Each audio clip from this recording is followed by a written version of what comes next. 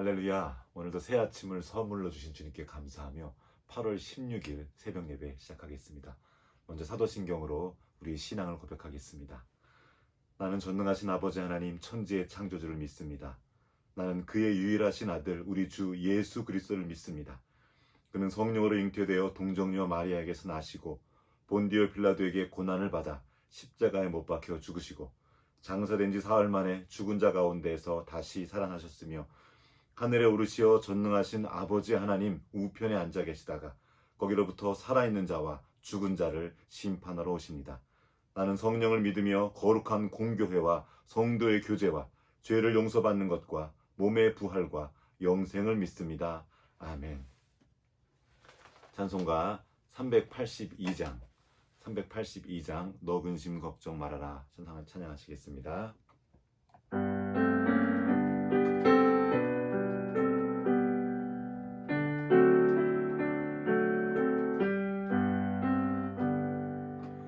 너 근심 걱정 말아라 주 너를 지키리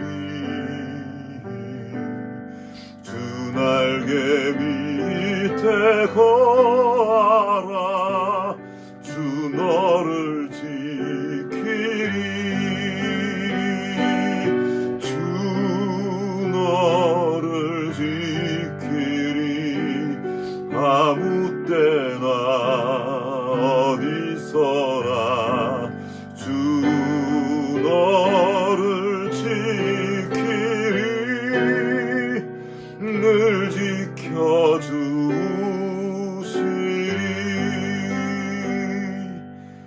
어려워 낙심될 때에 주 너를 지키리 위험한 일을 당할 때 주 너를 지키리 주 너를 지키리 아무 때나 어디서나 주 너를 지키리 늘 지켜주시리 못쓸 것 미리 하시고 주 너를 지키리 구하는 것을 주시며 주 너를 지키리 주 너를 지키리 아무 때나 어디서나 주 너를 지키리 늘 지켜주시리 어려운 시험 당해도 주 너를 지키리 그의 품에 거하라 주 너를 지키리 주 너를 지키리 무때나 어디서나 주 너를 지키리 늘 지켜주시리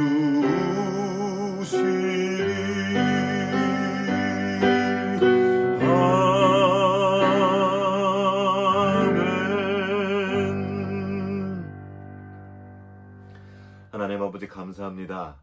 우리의 모든 삶의 자리에 함께 하시며 우리의 걸음을 인도하시고 우리의 생명을 지켜주시고 우리의 모든 필요를 채워주심을 인하여 감사드립니다. 우리의 눈을 열어주시고 우리와 함께 계신 하나님을 보게 하시며 주님과 함께 우리에게 주어진 이 모든 삶을 아름답게 살아갈 수 있도록 인도하여 주시옵소서. 오늘도 말씀 앞으로 나아갑니다. 우리에게 말씀하여 주시고 그 말씀이 우리 중심의 생명이 되고 그 생명을 따라 살아가는 세임 얻는 시간 될 수 있도록 은혜 베풀어 주시옵소서. 주님 의지하옵고 우리 구주 예수 그리스도 이름으로 기도합니다. 아멘. 오늘 우리에게 주신 하나님의 말씀은 사사기 6장 11절부터 읽도록 하겠습니다. 6장 11절부터 32절까지의 말씀입니다. 어제 주일 것까지 해서 이틀치를 읽어서 조금 오늘 분량이 좀 많습니다.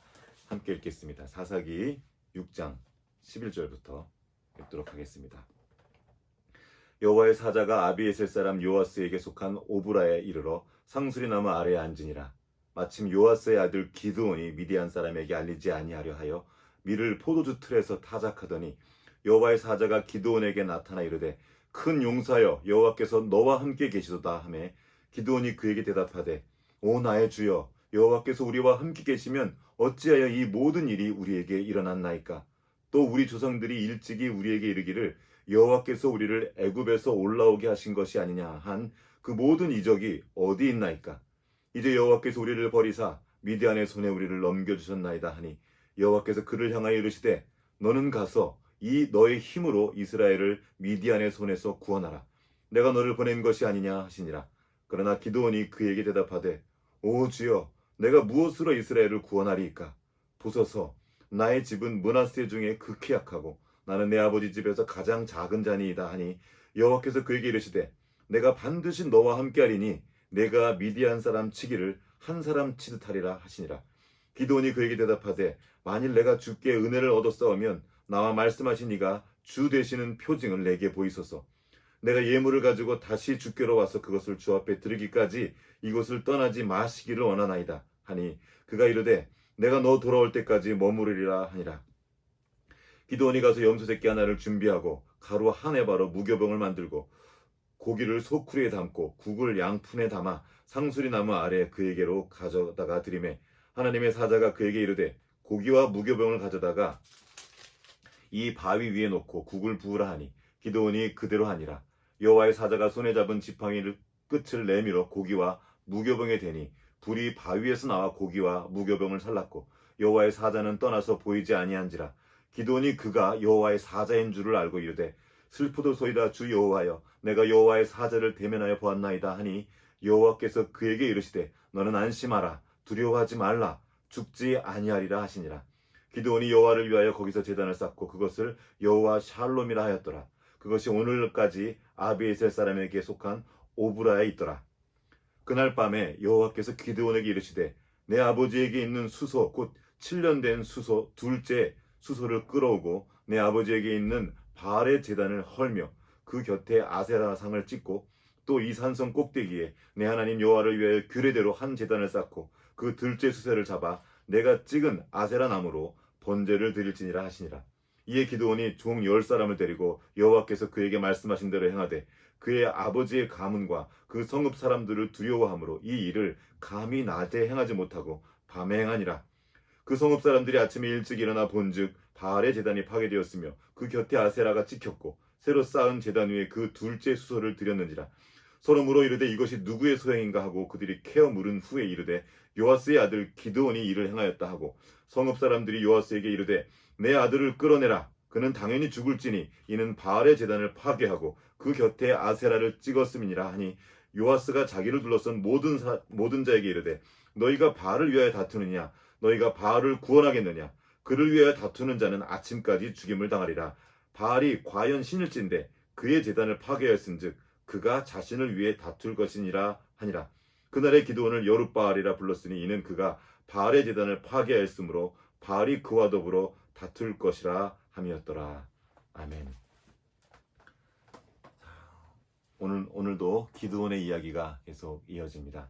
어제까지 기드온과 이스라엘이 처한 그 상황들을 함께 나누었습니다. 정말 큰 궁핍함에 이스라엘이 이르렀습니다. 미디안 때문에 먹을 것도 없고 농사를 질 수도 없고 아무것도 할 수 없는 그런 상황 가운데 처해 있었고 그때 하나님이 한 사람을 찾아갑니다. 왜 찾아가죠? 그들이 기도했습니다. 그들이 하나님께 간절히 부르자 하나님이 그들을 찾아가셔서 그들에게 말씀하십니다. 그리고 오늘 그 찾아간 사람이 바로 기드온이죠. 11절 말씀 한번 읽겠습니다. 여호와의 사자가 아비에셀 사람 요아스에게 속한 오브라에 이르러 상수리 나무 아래 앉으니라. 마침 요아스의 아들 기드온이 미디안 사람에게 알리지 아니하려 하여 밀을 포도주 틀에 타작하더니, 자, 지금 기드온이 몰래 지금 타작을 하고 있는 겁니다. 숨어서 타작을 하고 있는 때 지금 약간 쫄아 있는 거죠. 약간 겁쟁이 같은 모습을 지금 보여주고 있습니다. 그때 여호와의 사자가 기드온에게 나타나 이르되 큰 용사여 여호와께서 너와 함께 계시도다 하매. 자, 하나님이 뭔가를 잘 모르시는 것 같은 느낌이죠. 지금 기드온은 미디안을 피해서 숨어서 몰래 타작을 하고 있습니다. 그런데 하나님의 사자가 그에게 찾아가서 한 첫 번째 말이 큰 용사여입니다. 아니, 숨어서 지금 타작하고 있는 사람한테 큰 용사라니요. 그러나 우리는 이 말씀을 들어야 합니다. 우리가 생각하는, 우리가 보는 그 모습이 진짜 모습이 아니고 하나님이 말씀하시는 그 모습이 진짜 모습입니다. 우리의 눈에 보이는 것으로는 다 헤아릴 수가 없습니다. 작은 사과 씨를 보면 까맣고 작은 씨앗에 불과합니다. 이 씨를 봐서는 사과가 보이지 않아요. 그러나 이 씨 속에는 사과의 진실이 있고 땅에 심겨졌을 때 결국에는 사과가 맺히는 것이죠. 그것과 마찬가지입니다. 우리 자신을 볼 때, 우리의 상황을 볼 때 우린 정말 아무것도 아닌 것처럼 보일 때가 있습니다. 그러나 그때 들려지는 하나님의 말씀이 있다면 그것이 그 사람의 진실입니다. 기드온은 지금 비록 우리가 보기에 숨어서 있는 쪼잔한 겁쟁이처럼 보일 수 있을지 모르겠지만 하나님 보시기에 그는 큰 용사였습니다. 그가 큰 용사가 되는 근거는 다름이 아니라 하나님께 있었습니다. 큰 용사여 여호와께서 너와 함께 계시도다. 기드온 혼자로 있을 때는 그냥 숨어서 타작을 할 정도의 수준밖에 안 됐습니다. 그러나 하나님께서 함께 계시면 그는 큰 용사가 되는 겁니다. 여기에 비밀이 있습니다. 중요한 것은 우리 자신의 어떠함이 아닙니다. 나의 경험이나 나의 성격, 나의 지식이 아니라, 나의 담대함이 아니라 내가 지금 여호와와 함께하고 있느냐, 그것이 중요한 것입니다. 한번 좀 더 보겠습니다. 기드온이 그에게 대답하되 오 나의 주여 여호와께서 우리와 함께 계시면 어찌하여 이 모든 일이 우리에게 일어났나이까? 또 우리 조상들이 일찍이 우리에게 이르기를 여호와께서 우리를 애굽에서 올라오게 하신 것이 아니냐 한 그 모든 이적이 어디 있나이까? 이제 여호와께서 우리를 버리사 미디안의 손에 우리를 넘겨주셨나이다. 자, 지금 여호와의 사자가 오자 이 기드온이 오히려 따지고 있죠. 아니, 하나님께서 우리와 함께 하시면 우리한테 왜 이런 일이 일어납니까? 또 뭐 애굽에서 올라오실 때 엄청난 기적을 행하셨다면서요. 그런데 우리는 지금 왜 이러고 있습니까? 하고 하나님 앞에 따집니다. 왜 그렇게 됐죠? 그 비밀은 6장 1절에 나와 있습니다. 이스라엘이 또 여호와께 악을 행하매. 이것이 그 이유죠. 하나님이 그들을 버린 것이 아니라 그들이 하나님을 버렸습니다. 하나님이 이스라엘을 떠난 것이 아니라 하나님은 늘 함께 계시는데 이스라엘이 하나님을 등지고 다른 곳을 향해 걸어가고 있었던 것입니다. 그리고 오히려 이스라엘이 하나님의 도움을 거절한 겁니다. 놔버린 거예요, 하나님을. 자, 하나님은 가나안 땅처럼, 가나안 사람처럼 변해버린 이스라엘을 그대로 도울 수 없었습니다. 왜요? 그들은 사실상 거의 폭력 조직에 가까웠습니다. 정말 무시무시한 사람이었었어요. 게다가 인신매매까지 했습니다. 그들의 신앙 때문이었죠. 바알 신앙. 그들이 섬기는 그 신앙과 그들의 풍습이 정말 악했습니다. 그들을 몰아내려고 이스라엘 백성들을 보냈는데 놀랍게도 이스라엘 백성들이 그들처럼 행하는 것입니다. 하나님은 그 악을 행하는 가운데 있는 이스라엘을 그대로 도우실 수는 없었습니다. 그래서 버리셨나요? 아닙니다. 그들이 하나님께 돌아올 수 있도록 도와주신 거죠. 잠시 미디안이 그들을 쳐들어가도록 허락하신 겁니다. 드디어 그들이 돌이켜서 하나님께로 향하게 되는 거죠. 기도하게 하신 겁니다. 하나님은 그들의 불순종에도 불구하고 그들을 버리지 않으신 겁니다. 그들은 하나님을 떠났어도 하나님은 그들을 떠나지 않으셨습니다. 그리고 다시 찾아오셨죠. 그러면서 이렇게 말씀하십니다. 14절에 여호와께서 그를 향하여 이르시되 너는 가서 이 너의 힘으로 이스라엘을 미디안의 손에서 구원하라. 내가 너를 보낸 것이 아니냐 하시니라. 혼자 가도록 내버려 두지 않겠다는 겁니다. 함께 하시겠다고 약속하셨고 내가 너를 보내겠다. 하나님이 보내면서 혼자 보내지 않으십니다. 함께 가십니다. 걱정하지 말라는 거예요. 그러면서 너의 너의 힘으로 이스라엘을 구원하라 한 겁니다. 이 너의 힘 무엇입니까? 하나님이 함께한 상태의 기드온의 힘입니다. 조금 더 읽어보겠습니다. 15절. 그러니까 기드온이 이렇게 대답합니다. 기드온이 그에게 대답하되 오 주여 내가 무엇으로 이스라엘을 구원하리이까? 보소서 나의 집은 므낫세 중에 극히 약하고 나는 내 아버지 집에서 가장 작은 자니이다. 지금 기드온에게 하나님의 말씀이 들려지지가 않습니다. 하나님 분명 뭐라고 말씀하셨죠? 큰 용사여 내가 너와 함께한다.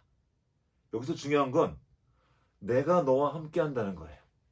내가 너를 보냈다는 거예요. 내가 너에게 그 승리를 주겠다고 말씀하시는데 기드온은 여기서 말씀하신 하나님을 보지 않고 하나님의 능력과 하나님의 크심을 보지 않고 여전히 자기만 보고 있습니다. 나는 므낫세 중에 극히 약하고 나의 집에서도 가장 작은 자니이다. 자기만 바라보는 상태로는 하나님의 일을 감당할 수 없습니다. 하나님도 아십니다. 우리의 상태가 어떤지 아셔요. 하나님 없는 우리가 무엇인지 아시는 겁니다. 아무것도 아닙니다. 정말 약하고 못됐고 정말 작은 자입니다. 그러나 하나님이 함께 하시면 가장 큰 자가 되는 거예요. 이것이 핵심입니다. 하나님의 함께 하심. 이것이 이스라엘의 무기예요. 이것이 우리가 잡을 힘입니다. 그런데 우리는 하나님을 붙들지 않고 여전히 자기만 바라봅니다. 가장 작은 자입니까? 극히 약합니까? 걱정하지 마십시오. 하나님이 일하실 더 좋은 근거가 됩니다. 고린도전서 1장 27절과 28절 이렇게 말씀하시죠. 그러나 하나님께서 세상의 미련한 것들을 택하사 지혜 있는 자들을 부끄럽게 하시고 세상의 약한 것들을 택하사 강한 것들을 부끄럽게 하신다고 말씀하십니다. 또 말씀하시죠. 하나님께서 세상의 천한 것들, 멸시받는 것들, 그리고 없는 것들을 택하사 있는 것들을 폐하라 하시나니 이렇게 말씀하시죠. 그 이유는 아무 육체라도 하나님 앞에서 자랑할 수 없게 하신다는 겁니다. 하나님은 기드온이 자신의 힘과 자신의 육체의 능력, 그 지혜를 자랑하게 하시려고 하신 것이 아닙니다. 하나님의 능력과 하나님의 크심과 하나님의 지혜를 경험할 수 있도록 도우시는 겁니다. 그래서 기다려 주시는 거죠. 기드온은 이 말씀을 듣고도 신뢰를 할 수가 없어요.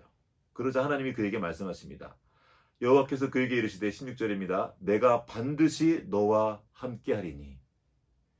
이건 게임 끝입니다. 천지를 만드신 하나님께서 지금도 온 우주를 운행하시며 붙들고 계신 그분께서 함께 하시면 게임 끝입니다. 그 순간 우리는 이긴 거예요.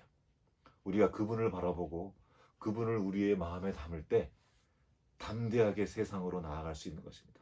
반대로 그분을 보지 못하고 그분을 등 뒤에 두고 내가 나의 힘을 의지하고 나를 바라볼 때 너무나 작게만 느껴지는 것입니다.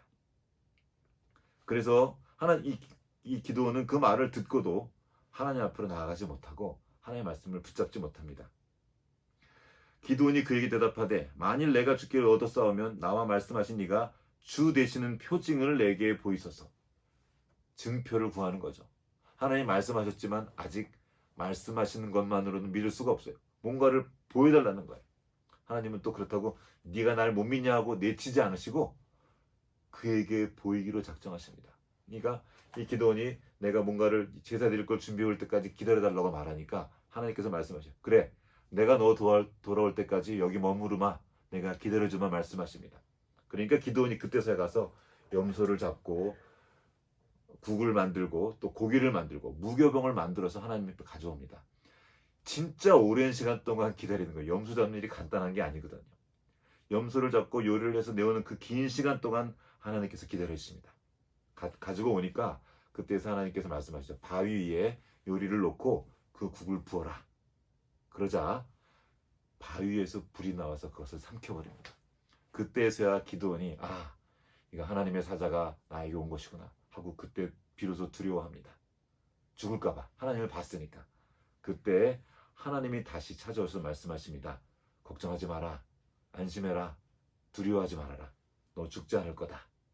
그때 기드온이 그곳에 제단을 쌓았고 올린 것이 바로 여호와 샬롬입니다. 하나님이 나의 평화이십니다 라고 제단을 쌓아요.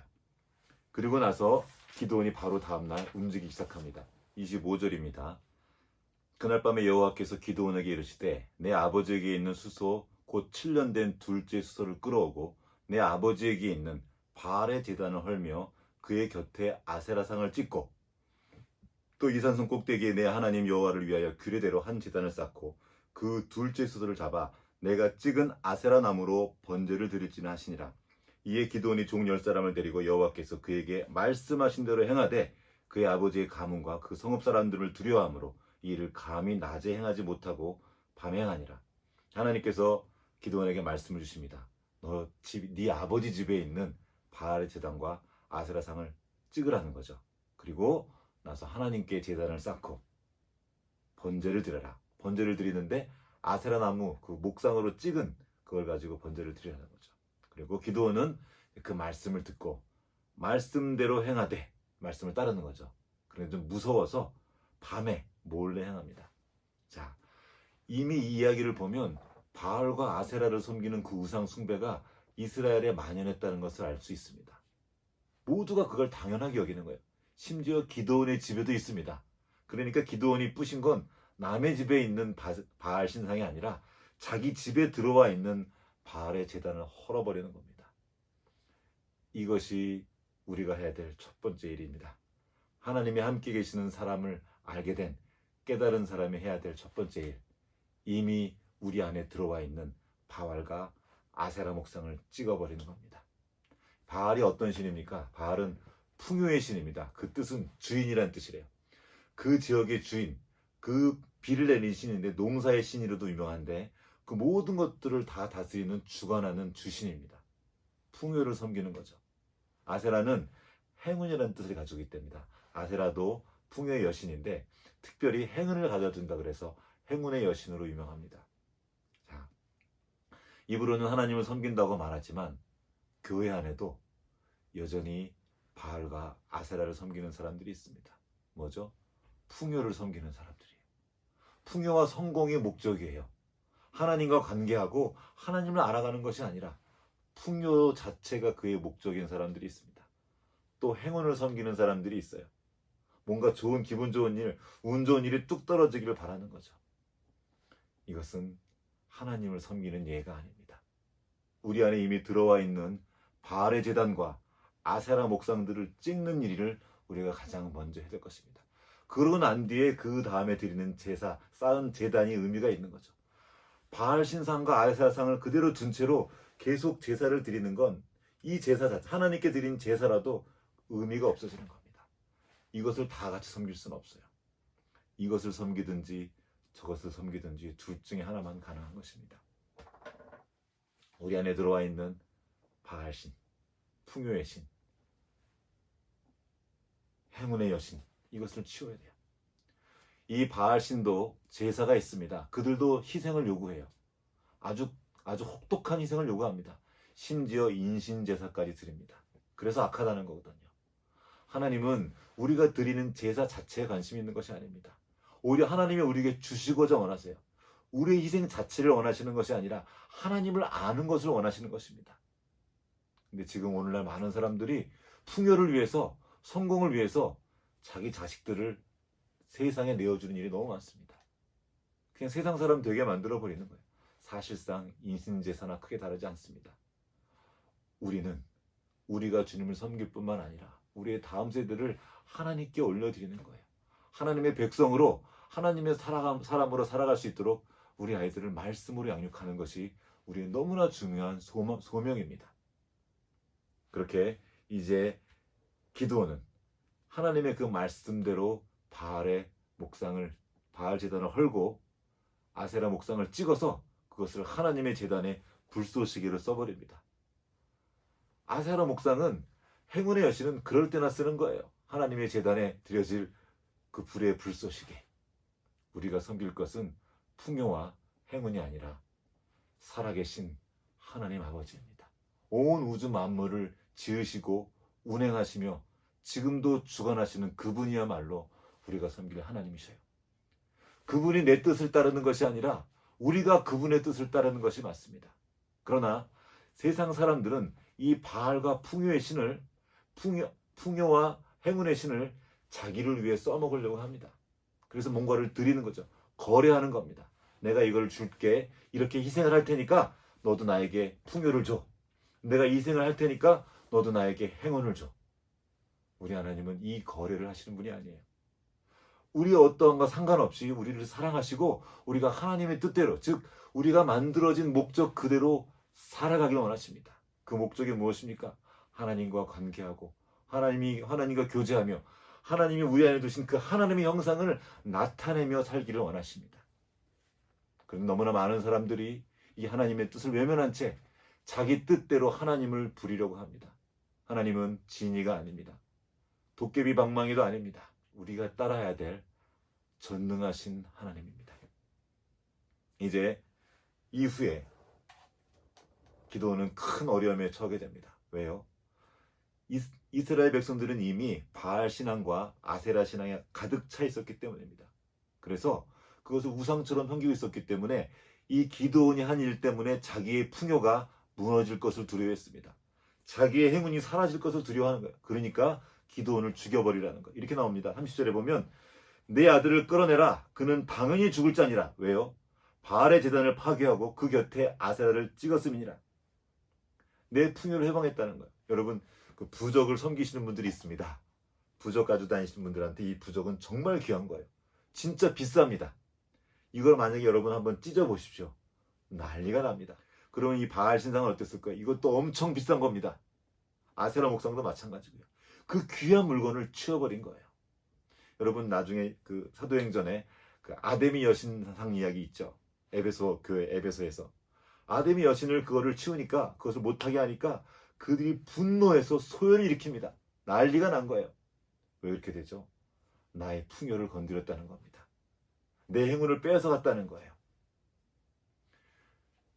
오늘날 성도들은, 오늘날의 그리스도인들은 어디에 관심하고 있습니까?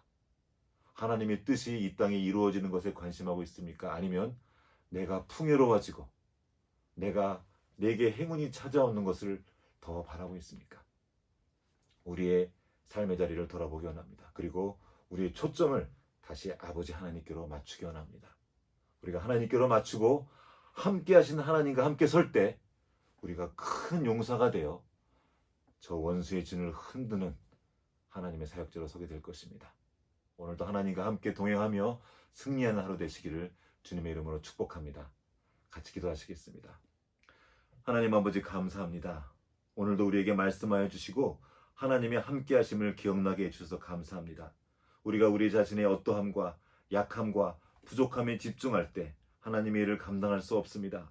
그러나 우리 약함에도 불구하고 하나님이 함께 하실 때 우리가 큰 용서로서 하나님의 사역자로 설 수 있음을 다시 한번 깨닫게 하시니 감사드립니다. 이제 우리와 함께 하신 하나님을 기억하며 우리의 삶의 자리에서 주님과 함께 담대하게 승리하는 삶을 살 수 있도록 우리 모두에게 은혜 베풀어 주시옵소서. 우리와 함께 계심을 감사드리며 우리 구주 예수 그리스도의 이름으로 기도합니다. 아멘. 함께 주님 가르쳐 주신 기도 드리겠습니다. 하늘에 계신 우리 아버지, 아버지의 이름을 거룩하게 하시며 아버지의 나라가 오게 하시며 아버지의 뜻이 하늘에서와 같이 땅에서도 이루어지게 하소서. 오늘 우리에게 일용할 양식을 주시고 우리가 우리에게 잘못한 사람을 용서하여 준 것 같이 우리 죄를 용서하여 주시고 우리를 시험에 빠지지 않게 하시고 악에서 구하소서. 나라와 권능과 영광이 영원히 아버지의 것입니다. 아멘.